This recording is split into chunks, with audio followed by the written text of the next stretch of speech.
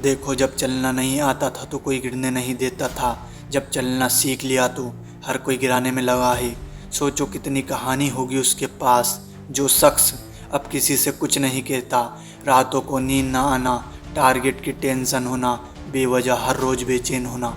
अगर ऐसी स्थिति से तुम गुजर रहे हो, तुम्हारे अंदर ऐसे लक्षण दिख रहे हैं, तो समझ लो तुम इतिहास रचने वाले हो। क्योंकि जो अपने कदमों की काबिलियत पर विश्वास रखते हैं वहीं अक्सर मंजिल पर पहुंचते हैं।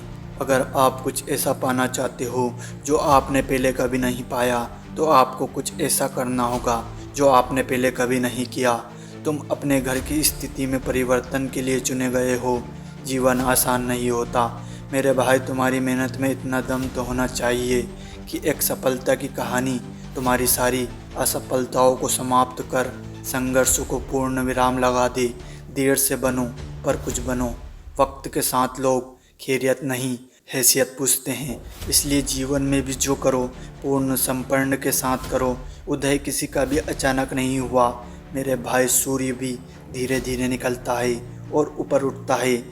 याद रखना, उम्र से पहले ही समझदार बन जाते हैं वो लोग जिनके हिस्से में बचपन से ही दुख और जिम्मेदारी आती है। अरे अपने वही हैं जो संघर्ष के समय भी तुम्हारे साथ हो।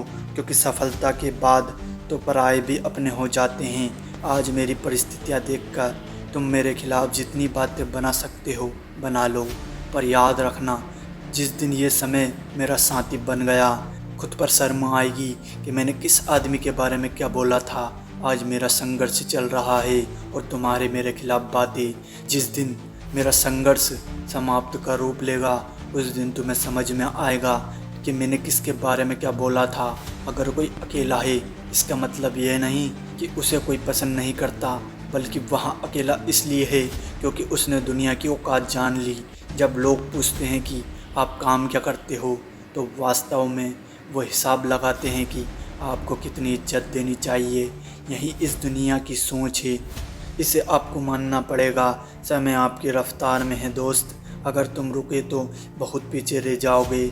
इसलिए धीरे ही सही लेकिन चलते रहो। जिस मेहनत से आज तू भग रहा है वहीं कल तुझे सफलता दिलाएगी। झोंक दे खुद को इस आग में, यही आग तुझे हीरा बनाएगी।